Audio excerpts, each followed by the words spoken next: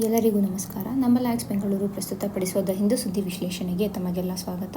ಇಂದು ನಾವು 6 February 2025 Bengaluru edition news ಪೇಪರನ್ನು ನೋಡಲಿದ್ದೇವೆ. ಈಗ ಈ ದಿನದ ಆರ್ಟಿಕಲ್ಗಳನ್ನು ನೋಡೋಣ. ಮೊದಲ ಆರ್ಟಿಕಲ್ ಬಂದು Suryakiran aerobatic team to radiate city skies again during aero India.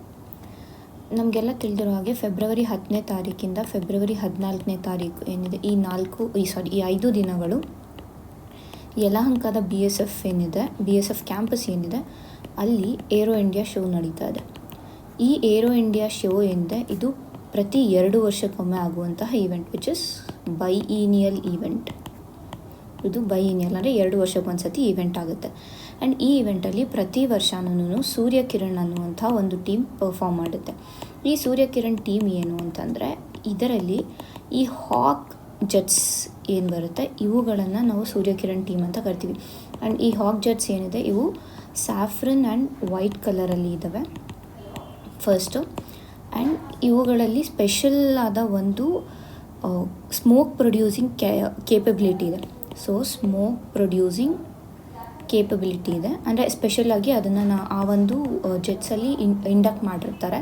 And this is done indigenously ಅಂದರೆ ಭಾರತನೇ ಇದನ್ನು ಮಾಡಿದೆ. So this demonstrates our technological capability ಅಂತ ಕೂಡ ನಾವು ತಿಳ್ಕೊಬೇಕು. ಒಂದು ನೆಕ್ಸ್ಟ್ ಬಂದು ಏನು ಅಂತಂದರೆ ಈ ಹಾಕ್ ಫ್ಲೈಟ್ಸ್ ಬಗ್ಗೆ ನಾವು ನೋಡಿದ್ರೆ ಇದು ಆ್ಯಕ್ಚುಯಲ್ ಒರಿಜಿನ್ ಬಂದು UK ಅಲ್ಲಿ ಅಂದರೆ ಯುನೈಟೆಡ್ ಕಿಂಗ್ಡಮ್ ಬ್ರಿಟನ್ನಿಂದ ನಾವು ಇದನ್ನು ಇಂಪೋರ್ಟ್ ಮಾಡ್ಕೊಂಡಿರೋದು. ಸ್ಟಾರ್ಟ್ ಮಾಡಿದ್ದು ಅಲ್ಲಿ 1974 ಸ್ಟಾರ್ಟ್ ಮಾಡಿದ್ದಾರೆ.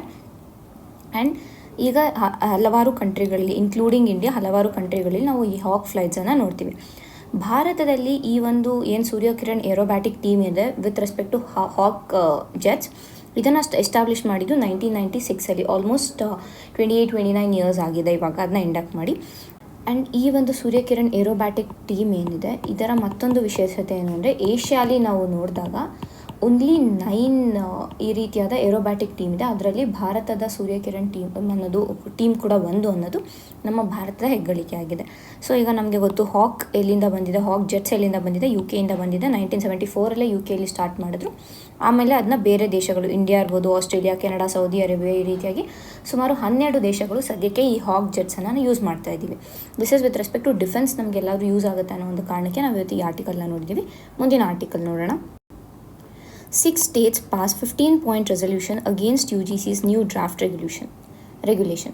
ಸೊ ಇತ್ತೀಚೆಗೆ UGC ಒಂದು ರೆಗ್ಯುಲೇಷನನ್ನು ರಿಲೀಸ್ ಮಾಡ್ತು. ಏನು ಅಂತಂದರೆ ವೈಸ್ ಚಾನ್ಸಲರ್ ಅಪಾಯಿಂಟ್ಮೆಂಟ್ ಏನಿದೆ ಈ ವೈಸ್ ಚಾನ್ಸಲರ್ ಅಪಾಯಿಂಟ್ಮೆಂಟಲ್ಲಿ ಯಾವುದು ಸ್ಟೇಟ್ ಗವರ್ನಮೆಂಟ್ನ ರೋಲ್ ಇರೋದಿಲ್ಲ. ಬದಲಿಗೆ ಗವರ್ನರ್ ಈ ವೈಸ್ ಚಾನ್ಸಲರ್ನ ಅಪಾಯಿಂಟ್ ಮಾಡಬೇಕು ಅನ್ನೋದು UGCಯ ಹೊಸ ಒಂದು ಗೈಡ್ಲೈನ್ಸ್ ಆಗಿತ್ತು. ಆ್ಯಂಡ್ ಇದನ್ನು ಹಲವಾರು ಸ್ಟೇಟ್ಸ್ಗಳು ಅಪೋಸ್ ಮಾಡಿ ನಿನ್ನೆ ಕರ್ನಾಟಕದಲ್ಲಿ ಒಂದು ರೆಸಲ್ಯೂಷನ್ 15-point ರೆಸಲ್ಯೂಷನ್ನ ಪಾಸ್ ಮಾಡಿದ್ದಾರೆ. ಯಾವ್ಯಾವ ಸ್ಟೇಟ್ಸ್ ಮಾಡಿದ್ದಾರೆ ಅಂತಂದರೆ Karnataka, Himachal Pradesh, Jharkhand, Kerala, Tamil Nadu and Telangana.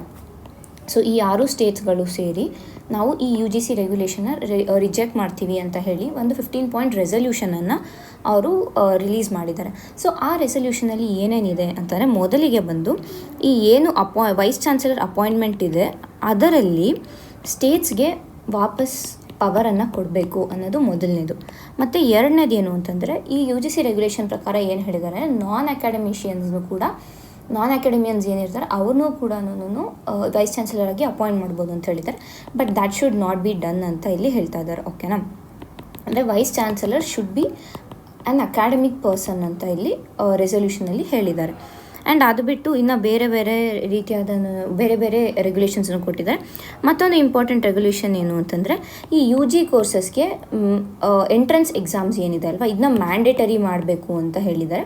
And that should not be done ಅಂತ ಹೇಳ್ತಾ ಇದ್ದಾರೆ. ಯಾಕೆ ಅಂತಂದರೆ ಇದು ಇನ್ಕ್ಲೂಸಿವ್ ಎಜುಕೇಷನ್ ಏನಿದೆ ಇದಕ್ಕೆ ಅಡಚಣೆ ಆಗುತ್ತೆ ಅನ್ನೋ ಒಂದು ಕಾರಣದಿಂದ ಈ ಒಂದು ಎಂಟ್ರೆನ್ಸ್ ಎಕ್ಸಾಮ್ ಏನಿದೆ ಇದನ್ನು ಮಾಡಬಾರ್ದು, ಅಂದರೆ UGಗೆ ಕಂಪಲ್ಸರಿ ಈ ಥರ ಮ್ಯಾಂಡೇಟರಿ ಥರ ಮಾಡಬಾರ್ದು ಅಂತ ಇಲ್ಲಿ ಹೇಳಿದ್ದಾರೆ. ಆ್ಯಂಡ್ ಆಲ್ಸೋ ಇಲ್ಲಿ UGC ಬಗ್ಗೆ ಏನು ಹೇಳಿದ್ದಾರೆ, UGC is only a regulatory body. So ಅದು ಯಾವುದೇ ರೀತಿಯಾದ it doesn't have any power to override the states ಅಂತ ಕೂಡ ಇಲ್ಲಿ ಹೇಳಿದ್ದಾರೆ. ಬಿಕಾಸ್ ಅದು ರೆಗ್ಯುಲೇಟರಿ ಬಾಡಿ ಅಷ್ಟೇ. ಸೊ ಸ್ಟೇಟ್ಸನ್ನು ಓವರ್ ರೈಡ್ ಮಾಡೋದಕ್ಕಾಗೋದಿಲ್ಲ ಅಂತ ಇವರು ಇಲ್ಲಿ ಹೇಳ್ತಾ ಇದ್ದಾರೆ. ಸೊ ನಮಗೆ ಇಲ್ಲಿ ಏನಕ್ಕೆ ಇಂಪಾರ್ಟೆಂಟ್ UGC ರೆಗ್ಯುಲೇಷನ್ ಏನು ಅನ್ನೋದು ಗೊತ್ತಿರಬೇಕು ಮತ್ತು ಯಾವ ರೀತಿಯಾದ ಚೇಂಜಸನ್ನು ಸ್ಟೇಟ್ಸ್ ಎಕ್ಸ್ಪೆಕ್ಟ್ ಮಾಡ್ತಾ ಇದೆ ಅಂತ ಅನ್ನೋದು ಕೂಡ ನಮಗೆ ಗೊತ್ತಿರಬೇಕು. ಹಾಗಾಗಿ ಈ ಆರ್ಟಿಕಲ್ನ ನೋಡಿದ್ದೀವಿ.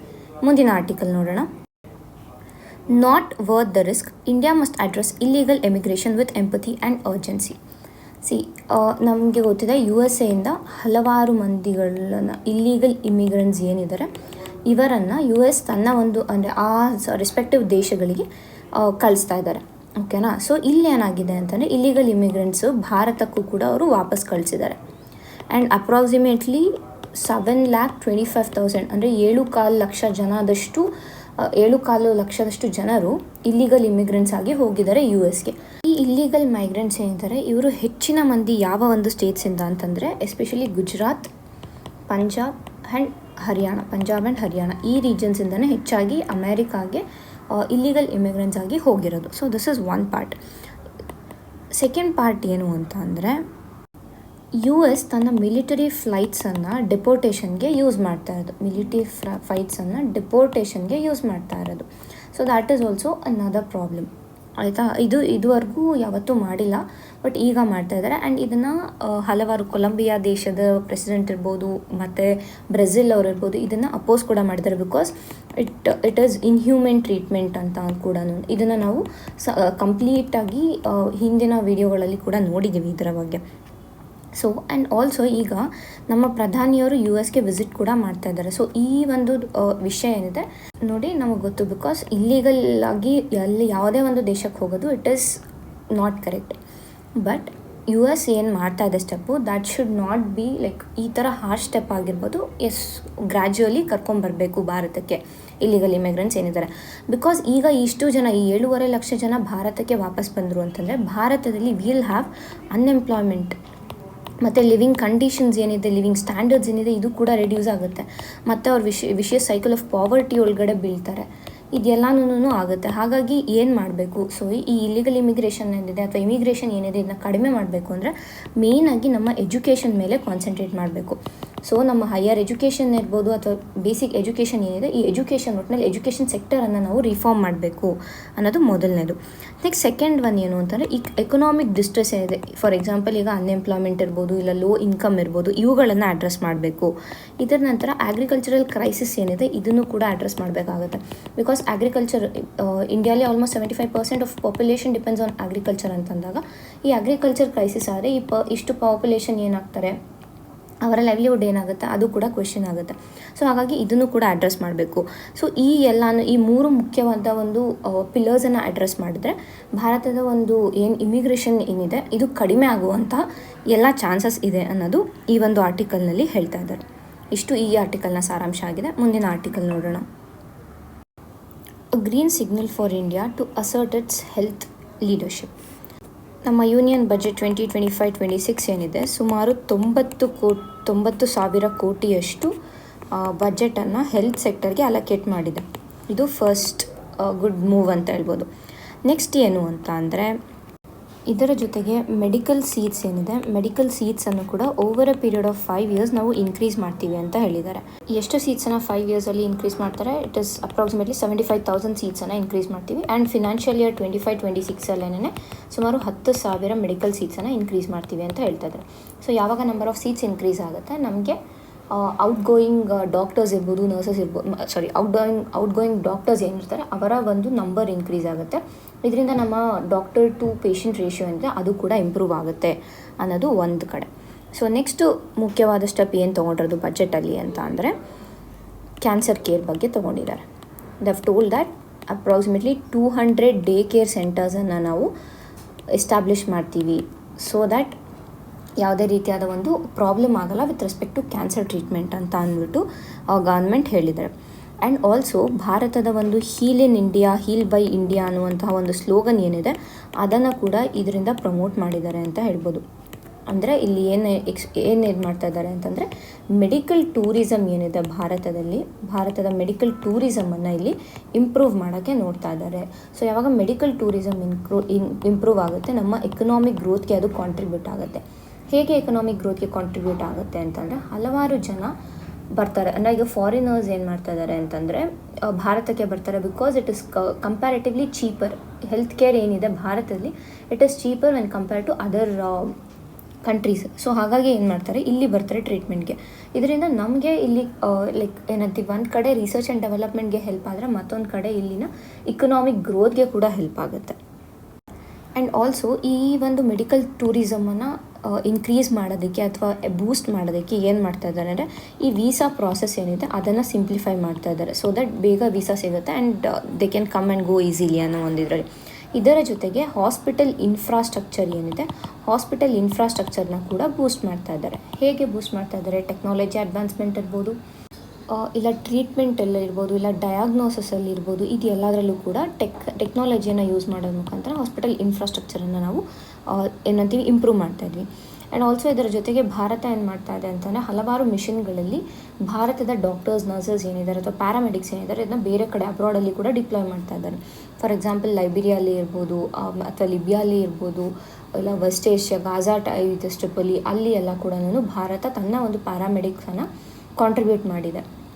ಇನ್ನು ನೆಕ್ಸ್ಟ್ ನೋಡಿದ್ರೆ ಮತ್ತೇನು ಮಾಡಿದೆ ಬಜೆಟ್ ಅಂತ ಅಂದರೆ, ಈ ಏನು ಕಸ್ಟಮ್ ಡ್ಯೂಟೀಸ್ ಇತ್ತು, ಬೇಸಿಕ್ ಕಸ್ಟಮ್ ಡ್ಯೂಟೀಸ್ ಏನಿದೆ, ಈ ಕಸ್ಟಮ್ ಡ್ಯೂಟೀಸನ್ನು ರೆಡ್ಯೂಸ್ ಮಾಡಿದ್ದಾರೆ. ಎಷ್ಟು ಅಂದರೆ, ಈಗ ಆಲ್ಮೋಸ್ಟ್ 36 ಡ್ರಗ್ಸ್ ಮೇಲೆ ಈಗ ಬೇಸಿಕ್ ಕಸ್ಟಮ್ಸ್ ಡ್ಯೂಟೀಸನ್ನು ಎಕ್ಸಮ್ಟ್ ಮಾಡಿದ್ದಾರೆ. ಸೊ ಇದರಿಂದ ಏನಾಗುತ್ತೆ ಅಂತಂದರೆ, ಈ ಡ್ರಗ್ಸ್ಗಳ ಪ್ರೈಸ್ ಕಡಿಮೆ ಆಗುತ್ತೆ. ಯಾವಾಗ ಪ್ರೈಸ್ ಕಡಿಮೆ ಆಗುತ್ತೆ, ಇದು ಜನರಿಗೆ ಅಂದರೆ ಪೇಷಂಟ್ಸ್ಗೆ ಆಗಲಿ ಅವರ ಫ್ಯಾಮಿಲಿಗೆ ಆಗಲಿ ಬರ್ಡನ್ ಆಗೋಲ್ಲ. ಫಿನಾನ್ಷಿಯಲ್ ಬರ್ಡನ್ ಏನಿದೆ ಅದು ಕೂಡ ರೆಡ್ಯೂಸ್ ಆಗುತ್ತೆ. That is another thing. ಮತ್ತು ಇನ್ನೇನು ಹೇಳಿದೆ ಬಜೆಟ್ ಅಂತ ನಾವು ನೋಡೋದಾದರೆ, ಆರ್ಟಿಫಿಷಿಯಲ್ ಇಂಟೆಲಿಜೆನ್ಸನ್ನು ನಾವು ಯೂಸ್ ಮಾಡ್ತೀವಿ. ಡಿಜಿಟಲ್ ಹೆಲ್ತನ್ನು ಪ್ರಮೋಟ್ ಮಾಡೋದಿರ್ಬೋದು, ಇಲ್ಲ ನ್ಯಾಷನಲ್ ಸೆಂಟರ್ ಫಾರ್ ಎಕ್ಸಲೆನ್ಸ್ ಏನಿದೆ ಅದು. All these concentrates on diagnosis, treatment and research, DTR ಮೇಲೆ ಕಾನ್ಸಂಟ್ರೇಟ್ ಮಾಡುತ್ತೆ ಅನ್ನೋದು ಕೂಡ ನಮಗೆ ಗೊತ್ತಿರಬೇಕು. So with all this, Bharat ತನ್ನ ಒಂದು ಹೆಲ್ತ್ ಕೇರ್ ಸೆಕ್ಟರನ್ನು ಇಂಪ್ರೂವ್ ಮಾಡೋದ್ರ ಮುಖಾಂತರ ತನ್ನ ಒಂದು ನ್ಯಾಷನಲ್ ಗ್ರೋತ್ ಆ್ಯಂಡ್ ಡೆವಲಪ್ಮೆಂಟ್ಗೆ ಒಂದು ಮುಖ್ಯ ಪಿಲ್ಲರ್ ಏನಿದೆ ಅದನ್ನು ಸ್ಟ್ರೆಂಥನ್ ಮಾಡ್ಕೋತಾ ಇದೆ. ಇಂಡಿಪೆಂಡೆನ್ಸ್ ಬಂದಾಗ ಭಾರತದ ಒಂದು ಬೇಸಿಕ್ ಮೆಡಿಕಲ್ ಕೇರ್ ಏನಿದೆ that was in a worse situation. But ಈಗ ಮಿಲಿಯನ್ಸ್ ಆಫ್ ಪೀಪಲ್ಗೆ ಭಾರತ ಟ್ರೀಟ್ಮೆಂಟನ್ನು ಕೊಡ್ತಾ ಇದೆ. So which is realising heal in India, heal by India ಅನ್ನುವಂಥ ಒಂದು ಇನ್ನೋವೇಷನ್ ಡ್ರಿವನ್ ಕೇರ್ ಏನಿದೆ ಅದನ್ನು ನಾವು ರಿಯಲೈಸ್ ಮಾಡ್ತಾ ಇದ್ದೀವಿ ಅಂತ ಅಂದ್ಬಿಟ್ಟು ಈ ಒಂದು ಆರ್ಟಿಕಲ್ ಹೇಳ್ತಾ ಇದೆ. ಮುಂದಿನ ಆರ್ಟಿಕಲ್ ನೋಡೋಣ. What is the SC directive on sacred groves? ಇತ್ತೀಚೆಗಷ್ಟೇ ಅಂದರೆ ಡಿಸೆಂಬರ್ 2024 ಸುಪ್ರೀಂ ಕೋರ್ಟ್ ಏನು ಹೇಳಿತ್ತು ಅಂತ ಅಂದರೆ, ರಾಜಸ್ಥಾನದಲ್ಲಿರುವಂತಹ ಸೇಕ್ರೆಡ್ ಗ್ರೋವ್ಸ್ ಏನಿದೆ ಇದನ್ನು ಮ್ಯಾಪ್ ಮಾಡಿ, ಆ ಮ್ಯಾಪ್ ಮಾಡಿರುವಂತಹ ಸೇಕ್ರೆಡ್ ಗ್ರೋವ್ಸನ್ನು ಫಾರೆಸ್ಟ್ ಅಂತ ಡಿಕ್ಲೇರ್ ಮಾಡಿ ಅದನ್ನು ಫಾರೆಸ್ಟ್ ಡಿಪಾರ್ಟ್ಮೆಂಟ್ ಅಂಡರಲ್ಲಿ ತರಬೇಕು ಅಂತ ಹೇಳಿದರು. This was the actual case. ಆದರೆ ಇದರಿಂದ ಏನಾಗುತ್ತೆ ಅಂತಂದರೆ, ಈ ಸೇಕ್ರೆಡ್ ಗ್ರೋವ್ಸ್ ಏನಿದೆ ದೀಸ್ ಆರ್ ಕಮ್ಯುನಿಟಿ ರಿಸರ್ವ್ಸ್. ಈ ಕಮ್ಯುನಿಟಿ ರಿಸರ್ವ್ಸ್ ಏನು ಅಂತ ನಾವು ಮತ್ತೆ ಮುಂದೆ ನೋಡೋಣ. ಬಟ್ ಇದು ಕಮ್ಯುನಿಟಿ ರಿಸರ್ವ್ ಆಗಿದೆ. ಅಂದರೆ ಕಮ್ಯುನಿಟಿ ರಿಸರ್ವ್ ಅಂತಲೇ ಕಮ್ಯುನಿಟಿಗೆ ಅದರ ಮೇಲೆ ಪವರ್, ಎಲ್ಲ ರೀತಿಯಾದ ಪವರ್ ಇರುತ್ತೆ. ಅದರ ಒಂದು ಪ್ರೊಟೆಕ್ಷನ್ ಇರ್ಬೋದು, ಅದರ ಒಂದು ಯಾವುದೇ ಒಂದು ಅದಕ್ಕೆ ರಿಲೇಟ್ ಆಗಿರೋ ಏನೇ ಒಂದು ಡಿಸಿಷನ್ ತೊಗೋಬೇಕಂತಂದರೆ ಆ ಒಂದು ಕಮ್ಯುನಿಟಿಗೆ ಪವರ್ ಇರುತ್ತೆ. ಬಟ್ ಯಾವಾಗ ಇದು ಫಾರೆಸ್ಟ್ ಅಂತ ಡಿಕ್ಲೇರ್ ಆಗುತ್ತೆ, that power goes to forest department. ಅದು ಒಂದು ಪಾರ್ಟ್. ಆ್ಯಂಡ್ ಈ ಒಂದು ಡಿಸಿಷನ್ ಏನಿದೆ ಸುಪ್ರೀಂ ಕೋರ್ಟ್ದು, ಇದು ಒಂದು ಫಾರೆಸ್ಟ್ ರೈಟ್ಸ್ ಆ್ಯಕ್ಟ್ ಏನಿದೆ 2006 ಫಾರೆಸ್ಟ್ ರೈಟ್ಸ್ ಆ್ಯಕ್ಟ್ ಏನಿದೆ ಇದನ್ನು ಕಾಂಟ್ರಡಿಕ್ಟ್ ಮಾಡುತ್ತೆ. ಬಿಕಾಸ್ ಫಾರೆಸ್ಟ್ ರೈಟ್ಸ್ ಆ್ಯಕ್ಟಲ್ಲಿ ಏನು ಹೇಳುತ್ತೆ ಅಂತಂದರೆ, ಆ ಲೈಕ್ ಯಾವುದೇ ಒಂದು ಸೇಕ್ರೆಡ್ ಗ್ರೂವ್ ಏನಿರುತ್ತೆ ಅಥವಾ ಕಮ್ಯುನಿಟಿ ರಿಸರ್ವ್ ಅಂತ ಏನು ಡಿಕ್ಲೇರ್ ಮಾಡಿರ್ತಾರೆ ಅದರ ರೈಟ್ಸ್, ಅದಕ್ಕೆ ರಿಲೇಟ್ ಆಗಿರುವಂಥ ಸಂಪೂರ್ಣ ರೈಟ್ಸ್ ಏನಿದೆ ಅಲ್ಲಿನ ಗ್ರಾಮ ಸಭಾ ಅಥವಾ ಅಲ್ಲಿನ ಒಂದು ಲೋಕಲ್ ಕಮ್ಯುನಿಟಿಗೆ ಇರುತ್ತೆ ಅಂತ ಈ ಒಂದು FRA ಹೇಳುತ್ತೆ. ಬಟ್ ಈ ಸುಪ್ರೀಂ ಕೋರ್ಟ್ನ ಈ ಡೈರೆಕ್ಟಿವಿಂದ ಏನಾಗುತ್ತೆ ಅಂದರೆ ಇಲ್ಲಿ ಎರಡು ಕಾಂಟ್ರಡಿಕ್ಟ್ ಆಗ್ತಾ ಇದೆ. So this was the actual issue. ಈಗ ನಾವು ಫಸ್ಟು ಕಮ್ಯುನಿಟಿ ರಿಸರ್ವ್ ಅಂದರೆ ಏನು ಅಂತ ನೋಡೋಣ. ಅದಾದಮೇಲೆ ಸೇಕ್ರೆಡ್ ಗ್ರೂವ್ಸ್ ಬಗ್ಗೆ ಕೂಡ ನೋಡೋಣ. ಕಮ್ಯುನಿಟಿ ರಿಸರ್ವ್ ಅಂತಂದರೆ ಏನು? ಈಗ ಒಂದು ಫಾರೆಸ್ಟ್ ಲ್ಯಾಂಡ್ ಇದೆ. ಅಂದರೆ ಫಾರೆಸ್ಟ್ ಲ್ಯಾಂಡ್ ಅನ್ನೋದಕ್ಕಿಂತ ಅಲ್ಲಿ ಟ್ರೀ ಕವರ್ ಇರುತ್ತೆ. ಸೊ ಯಾವಾಗ ಟ್ರೀ ಕವರ್ ಇರುತ್ತೆ ಆ್ಯಂಡ್ ಆ ಟ್ರೀ ಕವರ್ ಎಲ್ಲಿರುತ್ತೆ, ಪ್ರೈವೇಟ್ ಲ್ಯಾಂಡಲ್ಲಿ ಇರಬೇಕು. ಪ್ರೈವೇಟ್ ಲ್ಯಾಂಡಲ್ಲಿ ಟ್ರೀ ಕವರ್ ಇದ್ದು ಅದನ್ನು ಕಮ್ಯುನಿಟಿ, ಅಲ್ಲಿರುವಂತಹ ಕಮ್ಯುನಿಟಿ ಪ್ರೊಟೆಕ್ಟ್ ಮಾಡ್ತಾಯಿದ್ರೆ ನಾವು ಅದನ್ನು ಕಮ್ಯುನಿಟಿ ರಿಸರ್ವ್ ಅಂತ ಕರಿತೀವಿ. ಈ ಕಮ್ಯುನಿಟಿ ರಿಸರ್ವ್ಸ್ ಏನಿದೆ ಇದನ್ನ ವೈಲ್ಡ್ ಲೈಫ್ ಪ್ರೊಟೆಕ್ಷನ್ ಆ್ಯಕ್ಟ್ ಅಂಡರಲ್ಲಿ ನಾವು ಡಿಫೈನ್ ಮಾಡಿದ್ದೀವಿ. So this is basic information about community reserves. ಇನ್ನು ಸೇಕ್ರೆಡ್ ಗ್ರೂವ್ಸ್ ಅಂತ ಬಂದರೆ, Sacred grooves are part of community reserves. ಯಾಕೆ ಅಂದರೆ ಸೇಕ್ರೆಡ್ ಗ್ರೂವ್ಸ್ ಅಂತ ಬಂದಾಗ ಇದನ್ನು ಈಗ ನಾವು ಹೇಗೆ ಸೇಕ್ರೆಡ್ ಗ್ರೂವ್ಸ್ ಅಂತಂದರೆ ಬಹಳ ಹಿಂದಿನ ಕಾಲದಿಂದ ಅಂದರೆ ನಮ್ಮ ಆ್ಯನ್ಸೆಸ್ಟರ್ಸ್ ಏನಿರ್ತಾರೆ ಅವರು ಕೂಡ ಅದನ್ನು ಪೂಜಿಸ್ಕೊಂಡು ಬಂದಿರ್ತಾರೆ. ಅಂದರೆ ಅದನ್ನ ಒಂದು ದೇವ್ರ ಥರ ನೋಡ್ತಾ ಇರ್ತಾರೆ. ಫಾರ್ ಎಕ್ಸಾಂಪಲ್ ಕರ್ನಾಟಕಲ್ಲಿ ನಾವು ದೇವರ ಕಾಡು ಅಂತ ನೋಡ್ತೀವಿ. ಸೊ ಅದು ಕೂಡ it comes under Sacred grooves. ಅಂದರೆ ಅಲ್ಲಿ ದೇವರ ಹೆಸರಲ್ಲಿ ನಾವು ಎನ್ವಿರಾನ್ಮೆಂಟನ್ನು ಪ್ರೊಟೆಕ್ಟ್ ಮಾಡ್ಕೊಂಡು ಬರ್ತಾ ಇರ್ತೀವಿ. So that is sacred groves. So ಇದೇನಾಗುತ್ತೆ, ಸೇಕ್ರೆಡ್ ಗ್ರೂವ್ಸ್ ಏನಿದೆ ಇದನ್ನು ಯಾರು ಮೇಂಟೈನ್ ಮಾಡ್ತಾ ಇರ್ತಾರೆ, ಯಾರು ಪ್ರೊಟೆಕ್ಟ್ ಮಾಡ್ತಾ ಇರ್ತಾರೆ, ಅಲ್ಲಿನ ಒಂದು ಲೋಕಲ್ ಕಮ್ಯುನಿಟಿ ಏನಿರುತ್ತೆ ಆ ಕಮ್ಯುನಿಟಿ ಪ್ರೊಟೆಕ್ಟ್ ಮಾಡ್ತಾ ಇರ್ತಾರೆ. So this also becomes a part of community reserve. And ಈ ಸೇಕ್ರೆಡ್ ಗ್ರೂವ್ಸ್ ಏನಿದೆ ಅಲ್ವಾ, ಇದನ್ನು ಏನೇನಕ್ಕೆ ಯೂಸ್ ಮಾಡ್ತಾರೆ ಅಂದರೆ, ಒಂದು ಈಗಾಗಲೇ ಹೇಳಿದೆ, ಒಂದು ಪಿಲಿಗ್ರಿಮ್ ಸೈಟ್ ಥರ ಅದನ್ನ ಯೂಸ್ ಮಾಡ್ತಾರೆ, ಅಂದರೆ ರಿಲಿಜಿಯಸ್ ಪರ್ಪಸಸ್ಗೆ ಅದನ್ನ ಯೂಸ್ ಮಾಡ್ತಾರೆ. ಇಲ್ಲಾಂದರೆ ಮೆಡಿಸಿನ್ ಆಗಿ ಅಲ್ಲಿ ಸಿಗುವಂತಹ ನಾರು ಬೇರುಗಳನ್ನು ಅವರು ಮೆಡಿಸಿನ್ ಆಗಿ ಕೂಡ ಯೂಸ್ ಮಾಡ್ತಾರೆ. ಮತ್ತು ಒಂದು ಕಡೆ ಎನ್ವಿರಾನ್ಮೆಂಟ್ ಅಥವಾ ಬಯೋಡೈವರ್ಸಿಟಿ ಕನ್ಸರ್ವೇಷನ್ ಕೂಡ ಇಲ್ಲಿ ನಡೀತಾ ಇರುತ್ತೆ. ಸೊ ಈ 3 ಮುಖ್ಯ ಕಾರಣಗಳಿಂದ ಸೇಕ್ರೆಡ್ ಗ್ರೂವ್ಸ್ ನಮಗೆ ಇಂಪಾರ್ಟೆಂಟ್ ಆಗುತ್ತೆ. ಮತ್ತು ಈ ಕಮ್ಯುನಿಟಿ ರಿಸರ್ವ್ ಬಗ್ಗೆ ನಾನು ಹೇಳಿದೆ, ಇಲ್ಲಿ ಕಮ್ಯುನಿಟಿ ಪ್ರೊಟೆಕ್ಟ್ ಮಾಡ್ತಾ ಇರುತ್ತೆ ಅಂತ. ಸೊ ಹೇಗೆ ಕಮ್ಯುನಿಟಿ ಪ್ರೊಟೆಕ್ಟ್ ಮಾಡುತ್ತೆ ಅಂದರೆ, ಇಲ್ಲಿ ಯಾವುದಾದ್ರು ವೈಲ್ಡ್ ಲೈಫ್ ಏನಾದ್ರು ಸತ್ತೋಗಿತ್ತು, ಇಲ್ಲ ಯಾವುದೊಂದು ಪ್ರಾಣಿ ಸತ್ತೋಗಿತ್ತು, ಇಲ್ಲ ಏನಾದ್ರು ವೈಲ್ಡ್ ಫೈರ್ಸ್ ಆಯಿತು ಅಂದರೆ ಆ ಒಂದು ಕಮ್ಯುನಿಟಿ ಇಮಿಡಿಯೇಟಾಗಿ ಸ್ಟೇಟ್ ಗವರ್ನಮೆಂಟ್ಗೆ ಇನ್ಫಾರ್ಮ್ ಮಾಡುತ್ತೆ. ಸೊ ದಟ್ ಎನಿ ಆ್ಯಕ್ಷನ್ ಏನಾದ್ರು ತೊಗೋಬೇಕು ಅಂತಿದ್ರೆ ಅದು ಅವಾಗ ಇಮಿಡಿಯೇಟಾಗಿ ಆಗುತ್ತೆ ಅಂತ. ಆ್ಯಂಡ್ ಈ ಕಮ್ಯುನಿಟಿ ರಿಸರ್ವ್ನ ಜ್ಯೂರಿಸ್ಟಿಕ್ಷನ್ ಏನಿರುತ್ತಲ್ವ, ಕಮ್ಯುನಿಟಿ ರಿಸರ್ವ್ನ ಜ್ಯೂರಿಸ್ಟಿಕ್ಷನ್ ಬಂದು ಚೀಫ್ ವೈಲ್ಡ್ ಲೈಫ್ ವಾರ್ಡನಲ್ಲಿ ಅಂಡರಲ್ಲಿರುತ್ತೆ. ಚೀಫ್ ವೈಲ್ಡ್ ಲೈಫ್ ವಾರ್ಡನನ್ನು ನಾವು ಅಪಾಯಿಂಟ್ ಮಾಡೋದು through wildlife protection act, ಅದು ಕೂಡ ನಮಗೆ ಗೊತ್ತಿರಬೇಕು. ಇದಾದಮೇಲೆ next community reserve management committee ಅಂತ ಒಂದು ಕಮಿಟಿ ಇರುತ್ತೆ. ಈ ಕಮಿಟಿಯನ್ನು ಸೆಟಪ್ ಮಾಡೋದು ಸ್ಟೇಟ್ ಗವರ್ನಮೆಂಟ್ಸ್. ಇದನ್ನು ಸೆಟಪ್ ಮಾಡಬೇಕು ಅಂತ ಹೇಳಿರೋದು ಸುಪ್ರೀಂ ಕೋರ್ಟ್, ಸೆಟಪ್ ಮಾಡೋದು ಸ್ಟೇಟ್ ಗವರ್ನಮೆಂಟ್ಸ್. ಆ್ಯಂಡ್ ಈ ಒಂದು ಕಮ್ಯುನಿಟಿ ರಿಸರ್ವ್ ಮ್ಯಾನೇಜ್ಮೆಂಟ್ ಕಮಿಟಿ ಏನಿದೆ, it helps in conserving, maintaining and managing the reserves. And also ಆ ಒಂದು ವೈಲ್ಡ್ ಲೈಫ್ ಏನಿರುತ್ತೆ, ಫ್ಲೋರಾ ಆ್ಯಂಡ್ ಫೌನಾ ಏನಿರುತ್ತೆ ಅದನ್ನು ಪ್ರೊಟೆಕ್ಟ್ ಮಾಡೋದು ಈ ಒಂದು ಕಮಿಟಿಯ ಮುಖ್ಯ ಉದ್ದೇಶ ಅಥವಾ ಮುಖ್ಯ ಗೋಲ್ ಅಂತ ಹೇಳ್ಬೋದು. ಅದಾದಮೇಲೆ ಈ ಕಮಿಟಿಯ ಮೆಂಬರ್ಸ್ ಏನಿರ್ತಾರಲ್ವ, ಅಲ್ಲಿನ ಲೋಕಲ್ ಗ್ರಾಮ ಸಭಾ ಮೆಂಬರ್ಸ್ ಏನಿರ್ತಾರೆ ಅವರಿಂದನೇ ಗ್ರಾಮ ಪಂಚಾಯತ್ ಏನಿರುತ್ತಲ್ವ, ಗ್ರಾಮ ಸಭಾ ಅಲ್ಲ ಗ್ರಾಮ ಪಂಚಾಯತ್. ಸೊ ಆ ಗ್ರಾಮ ಪಂಚಾಯತ್ ಮೆಂಬರ್ಸ್ ಏನೇ ಈ ಒಂದು ಕಮಿಟಿಯ ಮೆಂಬರ್ಸ್ ಕೂಡ ಆಗಿರ್ತಾರೆ. ಸೊ ಹೀಗಿರುವಾಗ ಏನಾಗುತ್ತೆ ಅಂತಂದರೆ, ಏನಾದರೂ immediate this comes under part of local governance. So local governance ಅಂತ ಬಂದಾಗ ಒಂದು ಪಾರ್ಟಿಸಿಪೇಟ್ರಿ ಗವರ್ನೆನ್ಸ್ ಬರುತ್ತೆ ಆ್ಯಂಡ್ ಆಲ್ಸೋ ಎಫೆಕ್ಟಿವ್ ಗವರ್ನೆನ್ಸ್ ಕೂಡ ಇಲ್ಲಿ ಬರುತ್ತೆ. ಯಾಕೆ ಅಂತಂದರೆ ಇಮಿಡಿಯೇಟ್ ಡಿಸಿಷನ್ಸನ್ನು ತೊಗೋತಾ ಇರ್ತಾರೆ, ಇಮಿಡಿಯೇಟಲ್ಲಿ ಸೊಲ್ಯೂಷನ್ಸ್ ಸಿಗ್ತಾ ಇರುತ್ತೆ. ಸೊ ಆ ಒಂದು ಪ್ರಾಬ್ಲಮ್ ಏನಿರುತ್ತೆ that does not go beyond control ಅಂತ ಹೇಳ್ಬೋದು. ಸೊ ಈಗ ಇಲ್ಲಿ ಬೇಸಿಕ್ ನಮಗೆ ಏನು ಗೊತ್ತಾಗಬೇಕು ಅಂತಂದರೆ, ಈ ಕಮ್ಯುನಿಟಿ ರಿಸರ್ವ್ಸ್ ಅಥವಾ ಸೇಕ್ರೆಡ್ ಗ್ರೂವ್ಸ್ ಏನಿದೆ, this should be under the control of ಗ್ರಾಮ ಸಭಾ ಅಂಡರಲ್ಲೇ ಇರಬೇಕು. ಯಾಕೆ ಅಂತಂದರೆ ಇದನ್ನು ಪ್ರೊಟೆಕ್ಟ್ ಮಾಡೋದು ಅಲ್ಲಿನ ಕಮ್ಯುನಿಟಿ ಆಗಿರೋದ್ರಿಂದ ಇದನ್ನ ಫಾರೆಸ್ಟ್ ಅಂತ, ಈ ಸೇಕ್ರೆಡ್ ಗ್ರೂವ್ಸ್ನ ಫಾರೆಸ್ಟ್ ಅಂತ ಡಿಕ್ಲೇರ್ ಮಾಡಿದ್ರೆ entire thing goes to forest department and ಅದರ ಒಂದು ಕನ್ಸರ್ವೇಷನ್ ಇದೆ, ಆ ಕನ್ಸರ್ವೇಷನ್ ಬಿಕಮ್ಸ್ ಡಿಫಿಕಲ್ಟ್ ಅಂತ ಈ ಒಂದು ಆರ್ಟಿಕಲ್ ಹೇಳ್ತಾ ಇದೆ. ಇಷ್ಟು ಈ ದಿನದ ಆರ್ಟಿಕಲ್ಗಳಾಗಿವೆ. ಧನ್ಯವಾದಗಳು.